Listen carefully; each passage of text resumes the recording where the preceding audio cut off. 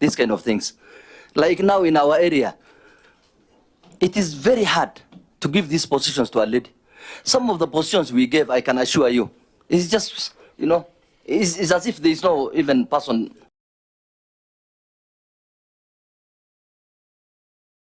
I'm saying, I know I'm going to the question, but I'm saying there are a lot of diversity in Kenya. So let's accept our cultures. And what is the question? The other thing,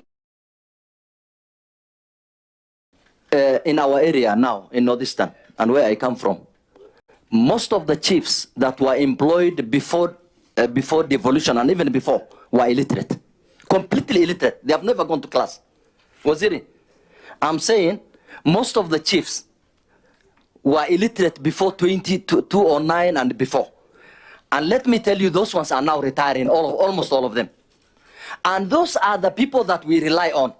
Unfortunately, these young guys who performed very well in school, I'm sure there are people who served in, you know, administration like Sigay and our friends. There is a problem. We have a very big problem. But there is no problem solving, you know, strategies. There are no. Those illiterates were better, 100%. Right now, what we have in Northeastern, and I'm sure as security agents, you will be able to do your own, you know, investigation. Most of the young guys, Mera, you know, those kind of things, they don't even report to their place of work. So in fact, we prefer you going back. I assure you, because there is a problem, and because of the insecurity, because of the problems that are there.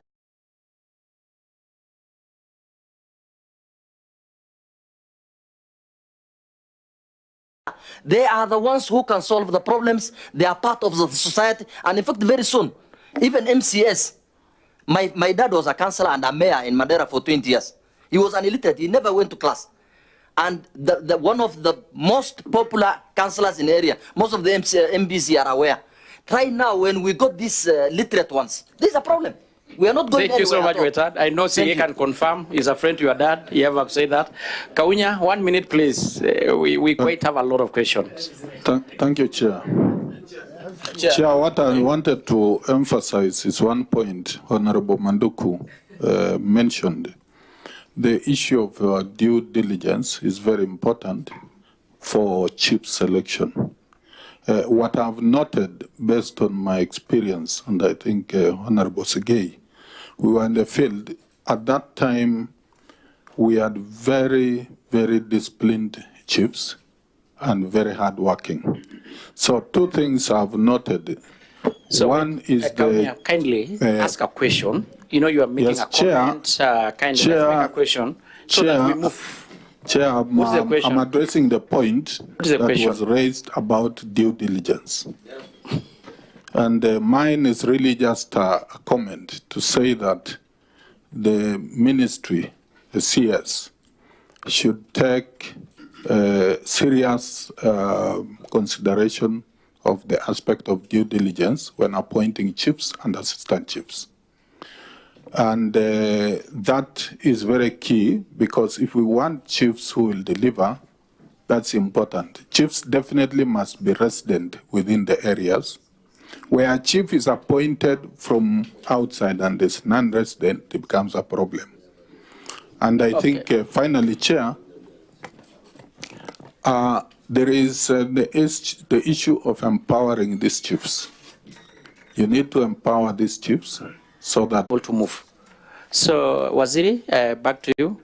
I totally agree that due diligence is important. Usually that is done. It's done by the National Intelligence Service, assisting and supporting the other security agencies. It's also done by the officers who are working in that area, the ACC, the DCC, and the regional commissioner. So there is a collection of information across the board, and it helps because the ACC, DCC, and RC are not from that area, so they can have an objective recommendation. Usually, and let's be very honest about this, is that the biggest challenge is usually the politics. You know, this politician wanting against this clan against the other, and the governor is on one side, the senator is on another, the MP is on another side, and so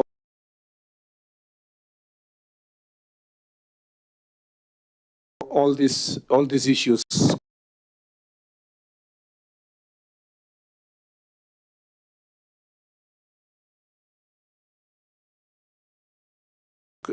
end up compounding.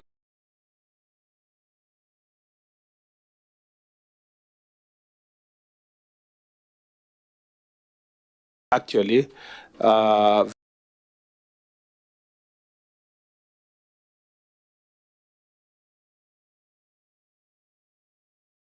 strong people who necessarily don't have the same academic qualifications.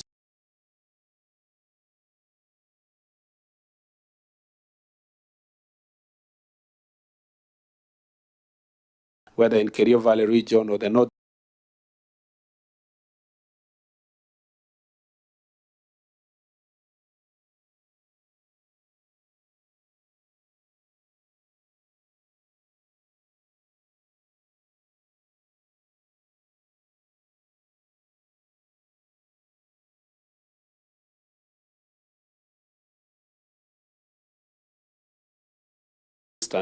Where the people are really insisting that it would have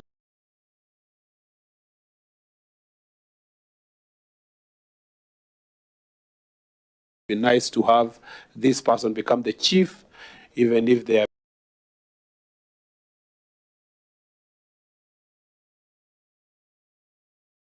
to take up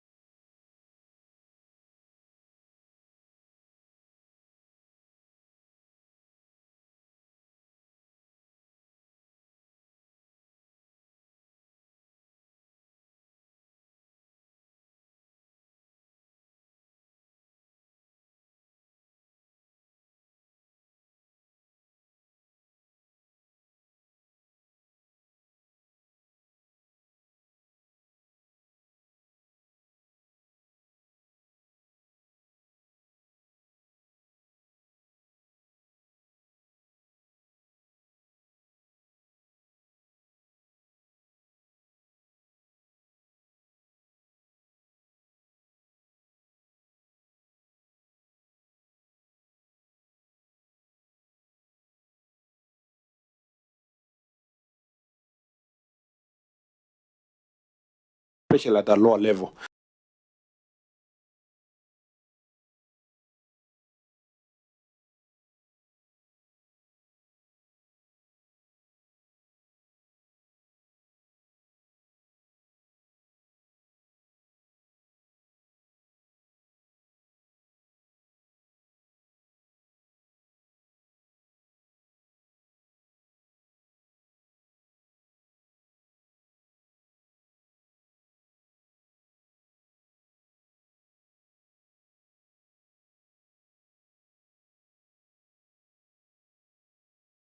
And, maybe they have no faith.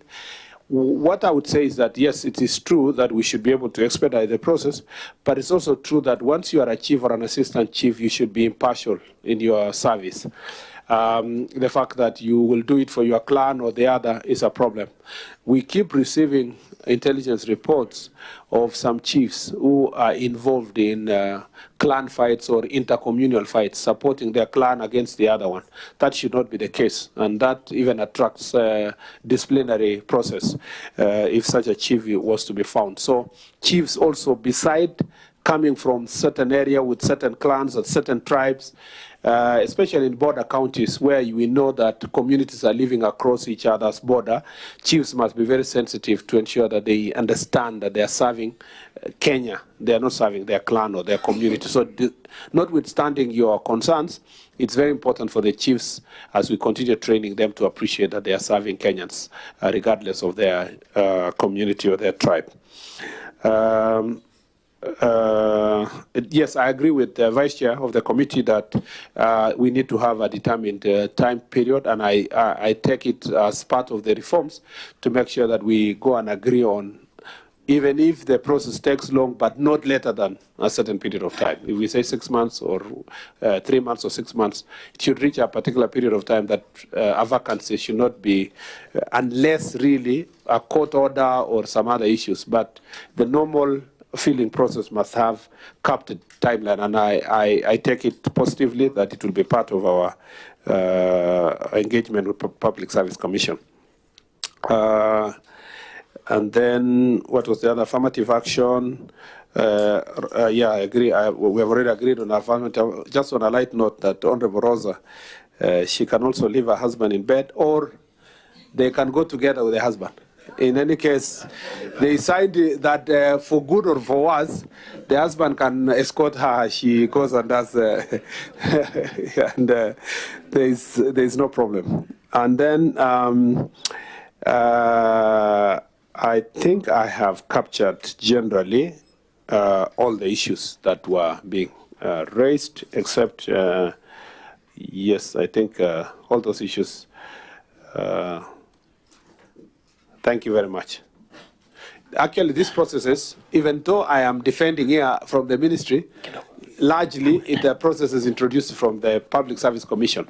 So even as I commit, it's an engagement between the ministry and Public Service Commission to make sure that we streamline the processes to be be responsive. So thank you so much, CS. I think if with your permission, Mr. Chair, yes, I know you had given a particular order of responding to these questions, but there is this very related question of, if I could just summarize it from Kuresoi, which is also on the administrative units, unless a question where the member is not around cannot be responded to, because I don't see the member. But it goes together, the answer, it follows. If I can do it for the record. Do for record, yeah. You know, definitely this is a document of the House. Yeah. But at least we keep members who probably have got other engagement and their question has been addressed, like Honorable Manduku. He had already expressed that he may want to step out. Since it's related, it's just 2 minutes. Can. But now maybe there is a Sigei had asked a question, and I'm sure he had asked on behalf of many Kenyans. That at times we can have some chiefs who are probably interdicted based on maybe allegation of some fake certificates. Later, maybe the court establish the opposite. And it takes a lot of time or forever to have them reinstated. In fact, to give an example, CS, in my own county of Narok, and I'm sure even Beverly knows, there's one chief who unfortunately died on Friday. He just collapsed, heart attack, died. I wanted to, that chief, and Beverly know, somebody, Grandpa or somebody, you know, he has been actually, I think, coming to the office. This chief was interdicted on allegation of fake certificates. Of course, even another chief was put in his place. They went to court, verification of papers were done, and the opposite was confirmed. I think out of those frustration or something and all that related, on Friday, when actually he was attending the wedding of his daughter, I think he got some heart complication, pressure went up, and he died. We are going to bury him on Friday. We cannot able to say maybe that was the cause, but you never rule out. So Sigei is talking on behalf of many, many, many Kenyans who could be undergoing the same. Actually, Kramba, Beverly, you remember, Beverly, no, Kramba, he died. Yeah. So, Chair, I think the case of Ambassador Sigei is Mr. Kitu, right? Yes, and I'm told that his case is still ongoing in the Public Service Commission as a disciplinary issue. Mr. Chair, you know, sometimes, let me be very honest, you know, sometimes we all know that this chief is indisciplined or some way has committed certain, let me use sins so that I don't use legal, some sins in the village. But to provide the evidence in court may be very difficult. And even there may be no witnesses who go to court. But you can tell as a public officer that if this chief continues to be in office, either sexual offenses are not being dealt with in that area, or he is also being suspected of a similar offense, or is a drunkard, you know. But by virtue of court processes, he remains around, and illicit brews and all that are all going in a particular place. So the challenge is that, yes, you can have a court order saying this person is not, is okay, is not guilty, and so forth. Sometimes we may have to think of maybe giving them even some different clerical work elsewhere to just meet the same concerns you raised earlier, that person must meet certain threshold of integrity when serving in a particular locality. So there has to be a room of some level of discretion without so much vindictiveness on how to deploy such people after they succeed even with a court process to shield the community. Because if that person already had a case and some people are witnesses in their community and so forth, you can see that even his performance is going to be hampered. So maybe we need to have that kind of discretion, maybe even monetary compensation or something for the period of their contract, so that you free and get a chief. As I said earlier, in some areas, it might have been nice in some areas to basically, if it was possible, if our election process was fair and influenced with money, by money and so forth, it would have been even the best for communities to vote for a chief. I'm telling you the truth, because that is a person that must garner the support, the highest number of the people in the location or sub-location. Exhaust the follow-up question, the related. So that we dispense this question, and you go to the next. Yeah, the one for Kuresoi is just straightforward. I'll read it. I don't see Honorable Tonu here, but and I think I also responded to this question on the floor. Somebody did a follow-up. So just no wonder the MP is not here, because I already answered him on the floor. But for the record, currently.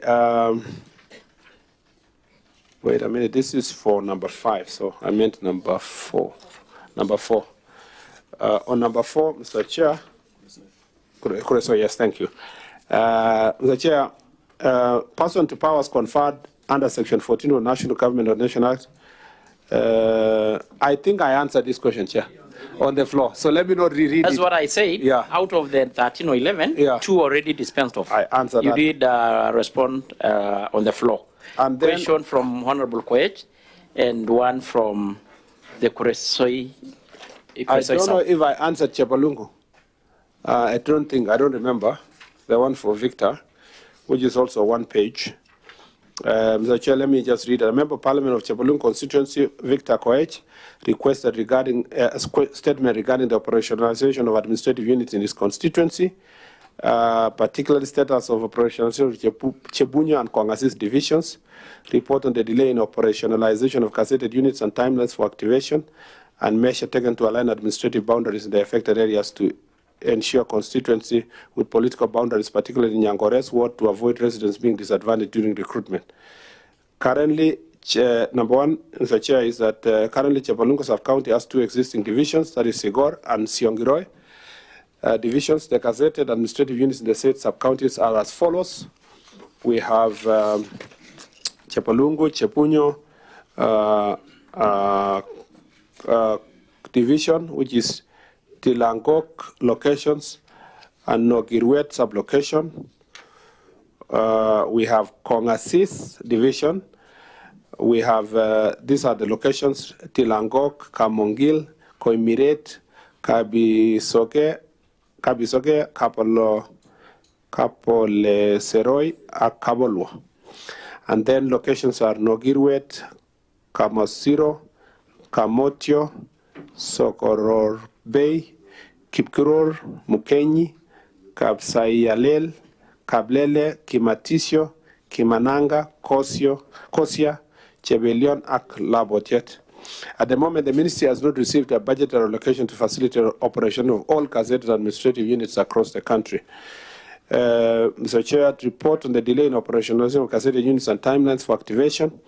The current financial year 2024-2025 budget for the ministry is unable to accommodate operationalization of the gazetted administrative units. However, once National Treasury allocates funds for the operationalization of these units, the ministry will prioritize and implement the operationalization of administrative units, including those of Chepalungu sub-county. Critical measures taken to align administrative boundaries in the area affected to ensure consistency with political boundaries, particularly in Nyangore's ward, to avoid residents being disadvantaged during recruitment. A critical principle for creation of administrative units is bringing service closer to the public. However, should residents decide to align administrative units to existing political boundaries, the same should be subject to public participation, and the ministry will take necessary administrative action. I actually had a one-on-one conversation with the MP on this issue. The disadvantage of part of the administrative units are in Chepalungu constituency and part are in Bomet East, or is it Bomet Central? So, and we have already told him to commence the process of public participation so that we can align it with administrative or political units. Mr. Chair, I think those are the only relevant questions. I think the question of administrative units was really exhaustively discussed on the floor in terms of timelines, operationalization, division, sub-counties, and so forth. So allow me to close in that topic. That issue. CS, as you close that topic, for the purpose of record and Kenyans who are actually following and interested in this, you remember quite well that, of course, why you were called, and it was the first one because it became a very common everyday question in Parliament. And it became very clear the problem has been always about budgetary. And was the committee who actually oversight the ministry, the rough budget to operationalize all gazetted units stand at around 2.4 billion. I think the PS, when he represented you, said so. And I don't know whether you remember or you acted. The Speaker did make a ruling that day, or a directive, that now you tabulate all the units that were pending operationalization, attach the budget, so that between the ministry and us as Parliament, we think and work around on mobilizing resources to have these issues sorted and once for all. I think that was put as requested by the Speaker or directed, and it's 3 weeks. We have not received the same. And you know we are making commitment to hear Kenyans. Yes. Mr. Chair, the truth is that that information was not submitted during the budget process. But I will replug it and submit to the Speaker's office. But it is within your purview and the budgetary process already. Even when the PS appeared before you, he appeared with the documentation on the same issue. So maybe for just avoidance of doubt, we can resubmit at the end of the day today or tomorrow morning for just avoidance of doubt. But in terms of our budgetary request for 2025-2026, that information is fully supplied for purpose to support the budgetary process. Just for record, because even the Speaker directed, you can either through direct or the committee, enumerating all the units and the budgetary gaps, so that we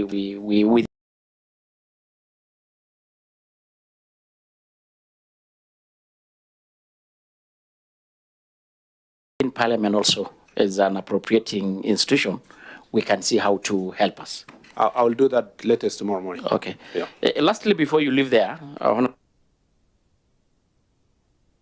Kenyans, I don't want to. There is some pronouncements you did make on the issue of promotion of graduate chiefs to either principal chief or ACC. Do you have a policy to support that? And if yes or no, what were you insinuating really, and what is the plan toward the same? Secondly, so that you can able to just respond to that, you know, Kenyans are even writing. They're following. I think on the issue of administrative units, when the peers appeared on your behalf before this committee, so that we dispense this question, we listed several units that at least there's some level of plan to include the 24 sub-counties, the 100-something divisions. It is now a month. Where have we reached in the operationalization, the posting of such officers to this unit, so that Kenyans can be able to get the services? Maybe you can respond to the two, then we take you to the next question. Let me say, for the promotion of the ACCs, yes, of the chiefs to ACCs, yes, Mr. Chair, it's already happening, but in small bits.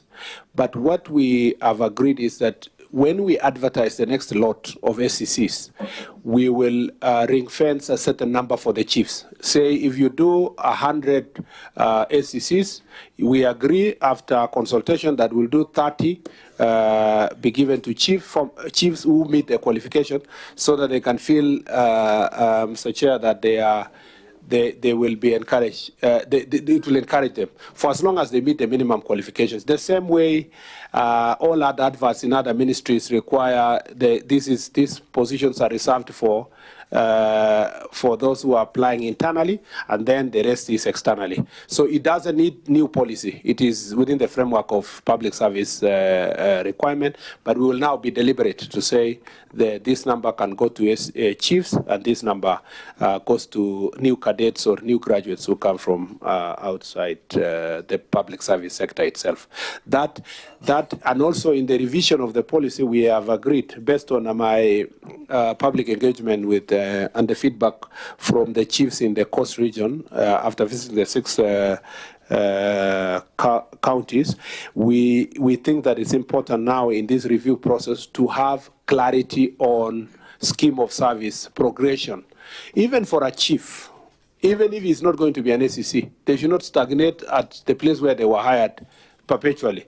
There has to be a scheme of service that by the time he's retiring at 60, is at a higher level of payment. DCC. Again, we want to make sure that that is smooth and clear. This is in line with our objective to make sure that there is high morale and there is fairness, there is equity in the public service itself, Mr. Chair. And this was really part of the feedback I got, or we got as a ministry, when we went for these public engagements with our officers across the 6 counties that we have visited as at now.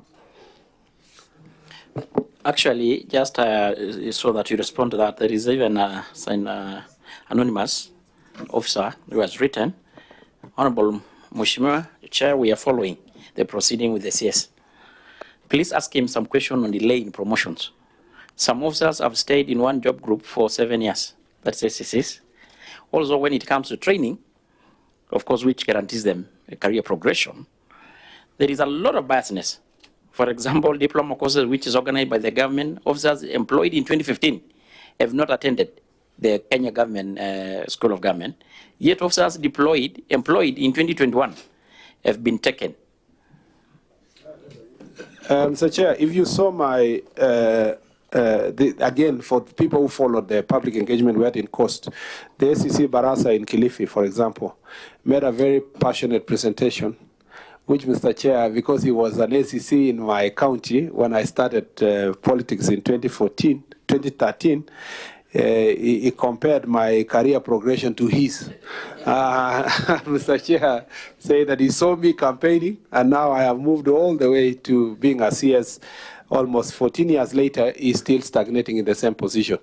So it is a very real situation faced by many of these public officers, and we have recently just finished a training for the SCCs, about 800 of them, and you will see their promotions happening in the soon, as we promised them. So the process is working on, and once that is done, we'll revisit for the chiefs and the assistant chiefs. Again, they have the same level of complaints that the SCCs are having, and also that was the case for the DCCs, which is now being sorted, and you know it was also the case for the county commissioners, which they have just finished their interviews. I think the last lot is finishing this week, so that then they have been acting as county commissioners for far too long. So again, this is just an area that required some reorganization, and we are doing our best to make sure that it is properly organized and that they are being taken care of, even as they take care of our concerns as citizens of this republic. Update on the units that we had agreed that we are ready to operationalize. It's actually when we give the report tomorrow, it should also include the ones that were funded for this financial year, which already we have posted some of the. Where it was easy was to post the DCCs and SCCs, and then now we have to hire for the chiefs and the assistant chiefs. Again, Mr. Chair. Now that agreed the issue of SCCs and DCCs because there is no recruitment, yes, and no extra budget per se, apart from AIE. Yeah. We fast track them. We're supposed to have almost this. Mr. Chair, we are doing that, but it's very serious when you send someone to Mukutani, for example, which we have already done, and he has no office where he's going to operate on, or you have sent that person to a place called Koloa, which we have done, but he has no office, he has no vehicle. But because of especially the security areas, there has been concern that let's just have the officer. So you send them, you don't have AIE, you don't have a car, and you don't have an office. That's why we've done it, because it's easy to do it for the ACCs and DCCs, but it doesn't mean that that the problems have gone away. We'll have to revisit the issue of the vehicles and the AIE. Otherwise, you can send somebody and then he sits in the office there and is unable to go to the field. This is my personal request, and a ministry request actually, it's not only personal, that if we work closely with as yourselves as patrons of the NGCDF and the NGCDF board, we should support, in some cases, minimal infrastructure to enable these officers to have a place they can operate from. And some constituents are already doing the same, and it's helping us to make great progress, even as we jointly look for resources for this infrastructure. The mobility issue, we can see what to do, but the conversation is ongoing with Treasury, and as it was promised, by July, August, we should be able to have some vehicles which have been leased, and then we can see, starting from the most needy areas, see how we can support our officers to go to the field. So the list of the ones we have already posted can be shared tomorrow, together with the other request that was made. But I will kindly request to move to the next set of questions. I know these ones that got a lot of public interest. The other one may be specific. I'll just. So let's just get Masara 1 minute, then we take the next question in the order. So Mandugu, Chair, in case you want to step out. Chair, on the issue of training, I have a proposal for the ministry. I know of chiefs who were employed almost 6-7 years ago who has never gone for any training. And that one, whatever they are giving to the public, to be honest, is substandard. You can devolve training in such a way that instead of all of them coming to School of Government in Nairobi, you can take them in counties where they are during holidays, where there are teachers training colleges. The instructor can come to those areas and then they can be trained. Actually, I'm very specific. In my area, I've wrote to you when I was in this committee last parliament, that I was ready to capacity, because we have money in the CDF for capacity building, and chiefs and assistant chiefs are part of our PMCs, you are to bring them to my place. I've never gotten response to the same. Because in my area, I know chiefs who have been trained the way they handle their work, and the untrained one where there is a gap. So you need to roll this thing down, not because of lack of resources, the government may not train them at the right time at the School of Government. But the lecturers at School of Government, at times they lack what to do.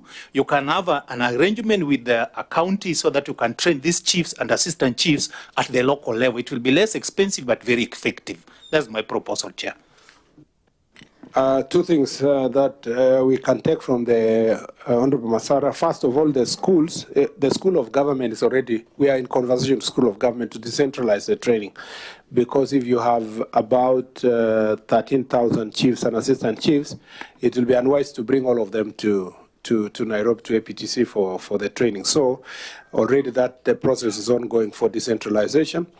Maybe then, which is the second part of your request, if we know that we have a request from a member of parliament who has some resources and is willing to be deployed for training of chiefs, then we can work on a curriculum where the people training is ourselves. I mean, the standard, whatever, the ministry itself.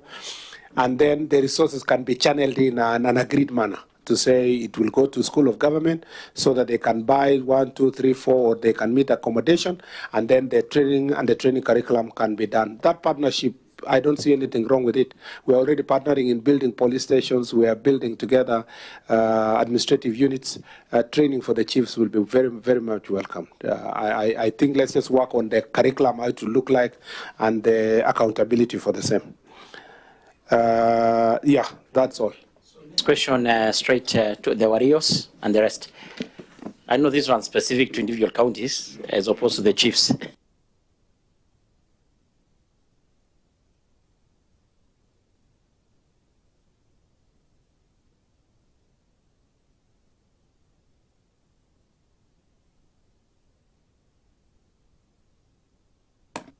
Maybe in the Senate. I've answered this question before. Mr. Chair, the chairperson, members of the committee, the member of parliament for Garsen constituency, Honorable Ali Wario, has requested a statement of the fatal shooting of Mr. Isaac Abdullah Jarso by KWS officer. The honorable member particularly sought to be informed on the status of the investigation into the killing of Mr. Isaac Abdullah Jarso. Excuse me. And steps taken to apprehend the officers involved. Reasons for the shooting to death of Mr. Isaac Abdullah Jarso by KWS officers. Action taken to prevent further confrontation between KWS personnel and local herders to avoid similar tragic incidents. Measures to enhance good cooperation and relationship between the law enforcement agencies, local communities, and other stakeholders to avoid escalation of such incidents in the future. I wish to state as follows, Mr. Chair. A very long statement, but I also want to confirm that I have engaged the member of parliament on this particular issue in his county, in our recent visit to the county, and I appreciate the engagement we had. Mr. Chair, and this, of course, I must answer for the record for parliament. First, part one, Mr. Chair, the status of the investigations. On 29 December 2024, on approximately 10:30 hours, a contingent of 23 Kenya Wildlife Service Rangers embarked on an operation to remove cattle and others who had allegedly settled inside Savo East National Park. During the operations, the Rangers encountered Isaac Abdullah Jarso, now deceased, his family and friends at his Manyata. When the Rangers attempted to arrest the deceased, an altercation ensued, escalating into physical confrontation between him, his friends, and the Rangers. This confrontation resulted in the fatal shooting of Isaac Abdullah Jarso. At 10:45 hours, the incident was reported to Garsen Police Station by the area sub-chief of Kone sublocation, Mr. Said Omar, vide OP number 18/29/12/2024. Officers from the Kone police post responded promptly and found the lifeless body of Isaac Abdullah Jarso, a 42-year-old male lying in a pool of blood in his home compound after being alerted about the shooting. Additionally, statements were taken from KWS Rangers involved in the operation. To facilitate forensic analysis, all the 23 rifles used by the Rangers during the operation were collected and escorted to the forensic laboratory in Nairobi for ballistic examination. The ballistic expert report is yet to be finalized. The inquiry file was forwarded to the Director of Public Prosecution via letter number, DCI SEC LCA /4/4/7 volume 11/92 dated 15 January 2025. In response, the ODPP, through letter referenced here, dated 14 February 2025, directed that several additional matters be established through further investigations, including the fire and ballistic report. The matter is still under active investigation by the DCI, and once concluded, appropriate action will be taken against anyone found culpable of the offense. Every effort is being made to expedite and conclude the investigation to ensure justice is served. Reasons for the shooting to death of Mr. Jarso. Mr. Chair, An attempt by the Rangers to arrest the deceased led to an altercation that escalated into a physical confrontation involving the deceased, his associates, and Rangers. During the scuffle, Isaac Abdullah Jarso was fatally shot. From the overview of the incident, it's clear that one or more of the KW officers may have been involved in the fatal shooting of Isaac Abdullah Jarso. However, investigations are ongoing to identify the specific officer responsible through a ballistic analysis to establish which specific firearms discharged the four-spent cartridges recovered from the scene. Once the investigations conclude, our appropriate legal action will be taken against the KWS officers found culpable in the fatal shooting. Number 3, action being taken to prevent further confrontation between KWS personnel and herders. Measures being undertaken include enhancing coordination between security agencies, conducting joint sensitization forums with local communities on conservation, laws and grazing boundaries, increase patrols in high-risk areas, promoting community policing initiatives to foster dialogue, build trust, and ensure peaceful coexistence between wildlife authorities and pastoralist communities. The last part, number 4, Mr. Chair, is the measures to enhance the good cooperation and relation between the law enforcement agencies, local communities, and other stakeholders. The National Police Service has instituted a comprehensive framework aimed at strengthening cooperation and fostering positive relations between the law enforcement agencies, local communities, and other stakeholders to prevent the escalation of conflict and ensure sustainable peace. Key interventions include A, strengthening community policing structures. The government is revitalizing community policing initiatives by establishing and supporting Nyumbakumbi clusters, community policing committees, and dialogue forums that encourage continued engagement between officers and the public. Multi-agency collaboration of all the agencies and sister security agencies to working together. Number 3, civic education and public sensitization. I thank you, Mr. Chair. To comment or? Thank you, Chair. I'm not satisfied with the answers. Of course, the late Isaac Jarso was murdered in December. Till date is 4 months, Mr. Chair. The KWS, through a press conference or advert, the following day they accepted that they murdered the Isaac Jarso, and they sent a condolences message to the family. Those officers from DCI, they took those 23 guns the following week to DCI headquarters. Till now, Chair, is 4 months. Is there a problem at the DCI for ballistic test? Because, Chair, those cartridges were found, the body was found, and those officers went on duty. They were known. You know, that's justice delayed. Justice delayed is justice denied, Chair. And the CS has not given the timeline when this will happen. The arrest will happen, Chair. So, I think you know the family is crying for justice, and the people of Garsen, the same crying for justice. You know, the life lost, person killed in front of his family, wife and children. It's very sad. You know, he was a madrasa teacher, this guy, very obedient. And then they said he was killed approximately 23 kilometers inside the park. There is a conflict of boundary. He's not killed inside the park. So, Chair, we want a satisfactory answers for the family and the people of Garsen so that those officers responsible can take them to the court. Thank you. Thank you very much, Chairman. Waziri, I've listened to you and also I've read through the statement.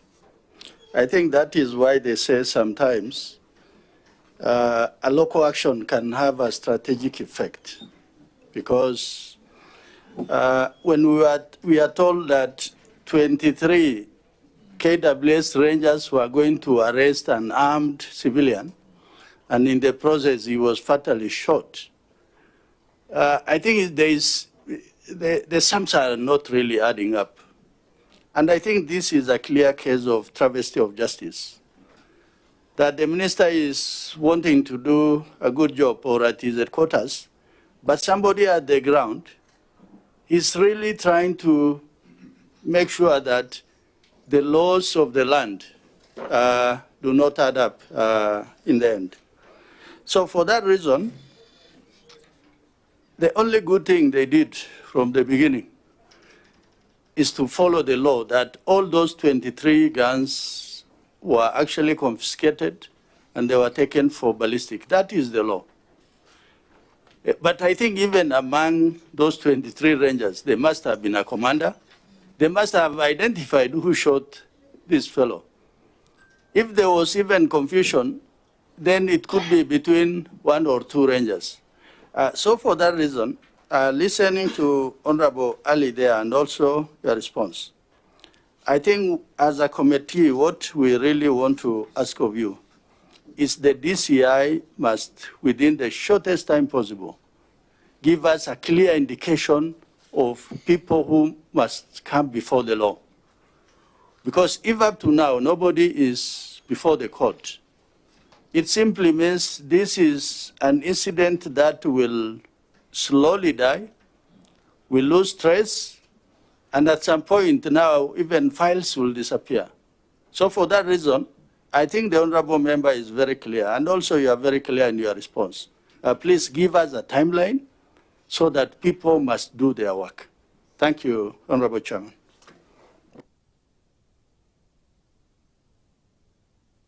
Chairman, I also wanted to echo the same, that what is clear in this matter is that the KWS Rangers had a singular purpose in this case, to go and kill the person they intended to arrest. Because as the Vice Chair says, 23 guns, and somebody shot in his own compound. The matter has taken 4 months. It appears it is a strategy, more or less, so that, the matter cools, the public forgets, and then justice is lost. So, Chair, it is important that the Minister pushes the DCI, because there is no reason whatsoever why the DCI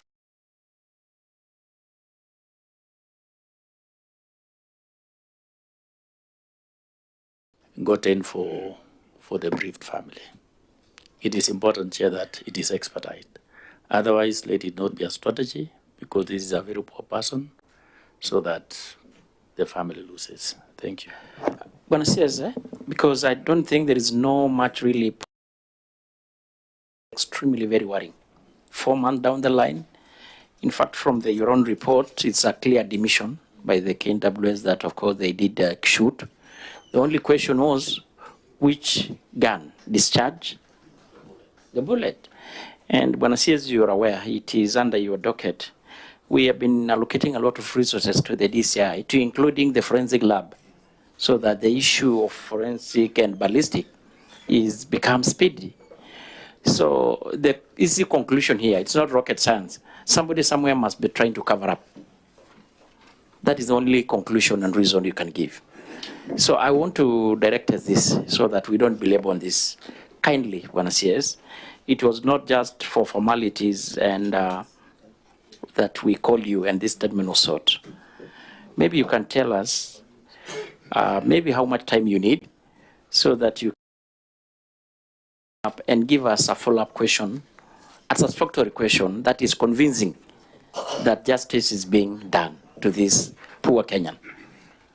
Kindly. Mr. Chair, unlike many other cases, first of all, let me say that we need to appreciate that this was done expeditiously. For a file to leave DCI to DPP is not, it can show the goodwill in the first place, that the question of cover-up is not there. The desire for the DCI to make sure that someone is prosecuted was there. It's just that the DPP wants certain loose ends be tied together. And so the intention to prosecute this person is there. And I don't think there is room for cover-up, because what's all remaining is the ballistic report. It's very crucial. Which is very crucial, and it's not going anywhere because you can't hide anymore. There's nothing to hide. You have the spent cartridges, you have the process being undertaken by DCI. I also want to confirm that I visited DCI when I became CS in this ministry, like 2 months ago. Yes, February. Mr. Chair, you need to really still support the lab. The lab requires a lot of resources, not just the physical resources we are giving, not just the money to buy a lot of the laboratory equipment, but you also need retention of human resource so that they can be able to retain human resource at a certain level. You also know that we have so many cases involving guns across the country. So there's a long line of ballistic analysis on different crimes, banditry, robberies, and so forth across the country. And so this is part of it, of the process. So, and sometimes each one of them is urgent. All of them are urgent. The magistrate is demanding the report to be presented in this. The DPP is demanding a report. So I can give assurance to the public that in the fullness of time, this person will be charged. There is no escape route. Somebody somewhere will be charged. The same way I gave the same undertaking on the case of Nakuru, which was also involving KWS. Maybe at some point, we need to perhaps have a meeting with the Ministry of Tourism and Wildlife, and particularly DG KWS, on disciplinary cases involving a number of the officers in KWS, not just in that area, but across, and how best that can be handled. You know, for the police, we have the internal mechanism within the police, and we have IPOA. So how do we handle the KWS? Do they have a mechanism internally to be able to deal with these officers? Do they even have processes of suspending these people until their case is concluded? So even if they have not been charged, they should be able to take internal disciplinary measures until you can prove that the specific officer was involved. Like every other Kenyan, it concerns me that 23 people went to arrest one person. There is no evidence that that person was armed with a gun, and that eventually, you know, you had to use a gun for 23 people against one person. I think it's an armed individual. So in the presence of his family, I think it is a matter of justice, and we must be able to follow this issue to the ultimate conclusion. So, Mr. Chair, maybe in our next session, you can prompt me, even if it is on different issues. We can be, by that time, we should see how far we have gone. I do not also wish to, because the police and the DCI operates independently, and I cannot direct them, I do not also wish to give an undertaking that in 1 month it will be done. But using our good officers, we must be able to facilitate and push them to do so. But what we will not allow is a situation where there will be cover-up in the end. So do we say, fair to say, in good time? Why don't we revisit this issue again in another 3 months and say in 3 months we can give an update as to how far we've gone, and maybe at that point in time we can come with the DCI himself so that he can also express some of the challenges he's facing. But hopefully in those 3 months, both the case of Nakuru and the one for Tana River will have gone to court, because you can see also DPP was dissatisfied on certain issues. At some point, it will leave the DCI, it will go to the DPP and to make a judgment on the prosecution. Anyway, while on that, so that I give Wario or Liz, you know, you raise a very, very pertinent question on definitely the role of the IPOA versus the issue of gun rangers and other gun holders. Of course, their mandate is very limited to the police. And I think it's a conversation. I remember there is a bill being proposed by, I think, Senator Fobomet or something like that. Try to expound the mandate of the IPOA to include the game rangers. Because even these rangers in the game reserves by the counties, I remember the CS, our very good CS here, we went to Narok to launch these rangers to be NPR. They have got very sophisticated guns. And at times, the regulations around how these guns are controlled is not very good by an CS. And it's good to admit that. You can even able to do an investigation. They don't report to our police command. And at times, these gun holders, including the game rangers, they become a militia of governors. In fact, in my own county, it is almost akin to that. It's an issue that we may bring to attention very soon. They don't report to any command of the police. They just become a militia of a governor. Of course, I'm also interested to be one, but I'm not saying it's the right thing to do. So I think because it's not a subject of the day, it's an issue that we are considering as a committee, really, to have an engagement with the ministry on how we are going to farm up the loose end on the issue of these guns. So let's get really just a minute and Wario, so that we close this and go to the next. Yes.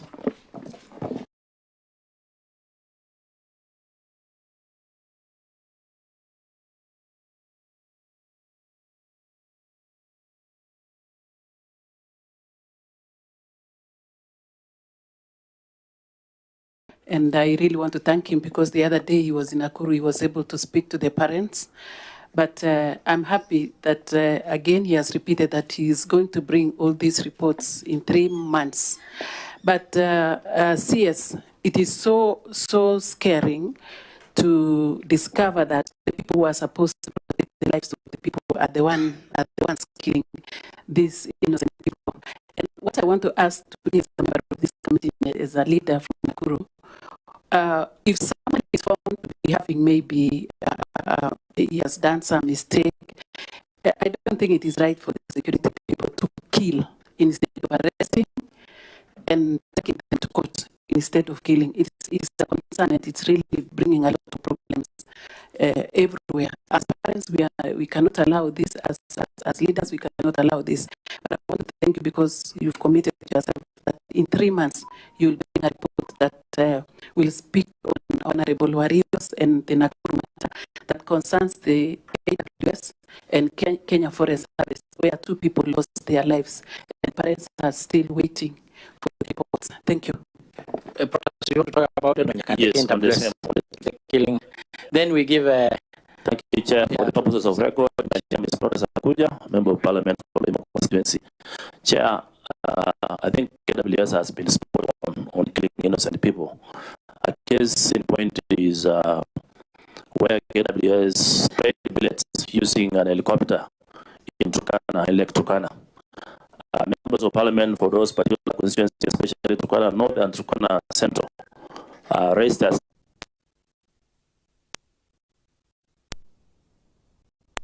even in this committee, and efforts to reach even the DG for KWS has been futile. And I think that case came way back, like somewhere in February. And that case, nobody has followed.